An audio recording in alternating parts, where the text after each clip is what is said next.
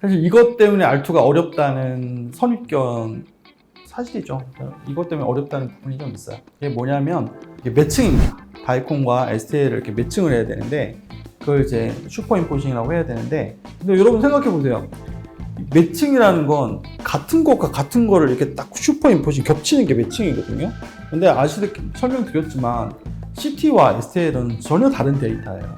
그래서 CT는 부정확하고 STL은 정확하고 그러니까 이 부정확한 데이터에다가 정확한 STL을 붙이면 사실은 100% 매칭이라는 건 일어나기 힘듭니다. 그래서 R2게이트는 그 점을 일단 인정을 하고 시작을 했기 때문에 수동 매칭이라는 부분이 있어요. 일단 3점 매칭을 해놓고 나서 그걸 눈으로 매칭을 확인하는 그런 과정이 있어요. 그래서 이 과정을 설명드리면 100% 유저분들께서 하시는 말이 3땡땡의 소프트웨어에 나오는 소프트웨어는 그냥 포인트 3개만 찍으면 완벽하게 매칭이 되고 녹색 컬러를 딱 보여준다. 왜 니네는 이거 3점 매칭을 하고 나서 또 매칭 체크를 또 해야 되고 왜 또 미세 조정을 해야 되느냐. 너무 불편한 거 아니냐. 니네 뭐 알고리즘이 잘못된 거 아니냐. 해서부터 시작해서 제가 한 10년 늙을 만큼 욕을 먹었습니다. 근데 그 말이 맞죠. 유저들한테 프렌들리 해야 되죠. 그럼에도 불구하고 저희가 왜 그 프리사이즈 매칭이라는 스텝 2를 계속 유지하고 있냐면 사실은 그래도 조금 의심이 있기 때문에 그래요. 여러분들 아마 제일 많이 매칭 소프트웨어에서 보시면 제일 좋아하는 색깔이 아마 녹색이실 거예요.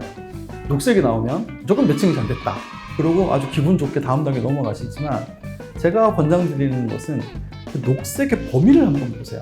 탐땡땡에서 매칭을 하면 보이죠? 저기 아마 컬러 뻐가 보이실 겁니다. 그러면 치아 부분이 또 매칭이 아주 잘 됐다고 다 녹색으로 나오죠. 근데 저 녹색의 범위를 한번 보세요. 마이너스 0.25부터 플러스 0.25 저게 0.5mm의 오차 안에 들어가 있으면 무조건 다 녹색이라는 거예요. 저게 정확한 매칭이라고 할 수 있나요? 제가 CT에서 몇 마이크론의 에러가 있다고 말씀드렸죠? 200마이크론의 에러가 있는데 그 200마이크론의 에러를 가진 매칭도 그냥 인정해 주겠다는 거거든요.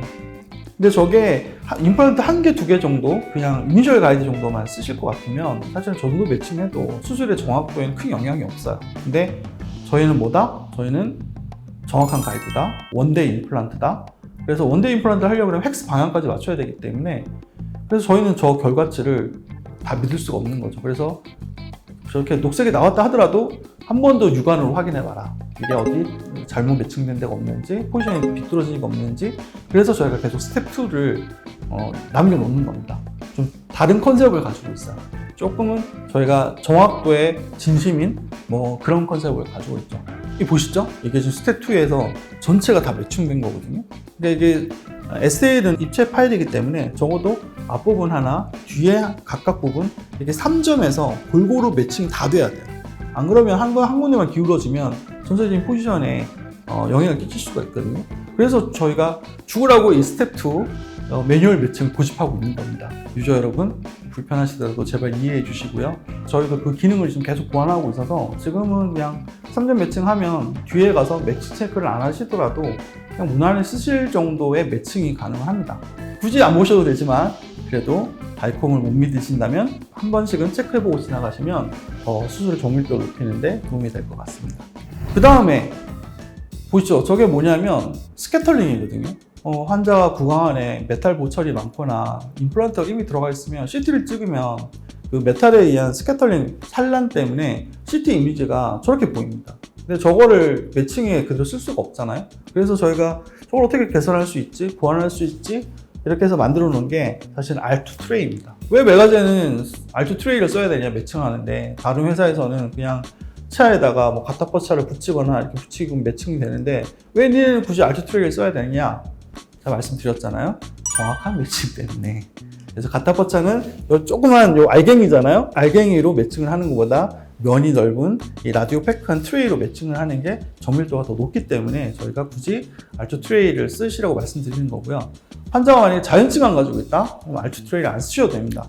근데 요즘 보철이 워낙 이쁘잖아요. 육안으로 보면 이분이 올세람을 했는지 PFM을 했는지 구분할 수가 없기 때문에 헷갈리시면 그냥 R2 트레이를 쓰시면 이 환자가 보철이 있건 자연치만 있건 다 매칭 가능하기 때문에 그냥 R2 트레이를 쓰시라고 말씀드린 겁니다. 저게 지금 산 땡땡에서 하고 있는 저 마커를 이용한 매칭 방법이거든요. 저 포인트 3개를 이용해서 저 밑에 이미지 보이시죠? 다 스캐터링 생긴 거.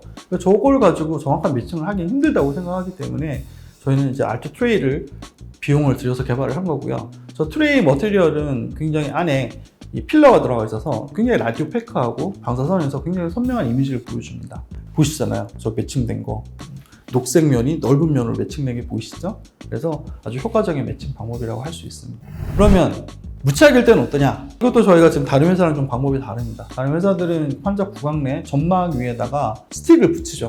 근데 아시겠지만 점막이란 건 항상 움직일 수밖에 없습니다. 그래서 저걸 점막에 붙여놓고 저걸로 CT를 찍고 스캔을 한 게 과연 매칭이 잘 맞을까 하는 의심을 여전히 저희는 가지고 있고요. 그래서 저희는 웬만하면 무착 환자일 때는 라디오그래픽한 그 레진 베이스를 써가지고 그러니까 웩스림을 만드는 걸 추천을 드립니다. 그러면 저 화면에 보시는 것처럼 구강 점막과 웩스림 내면이 전체적으로 매칭이 다 됩니다.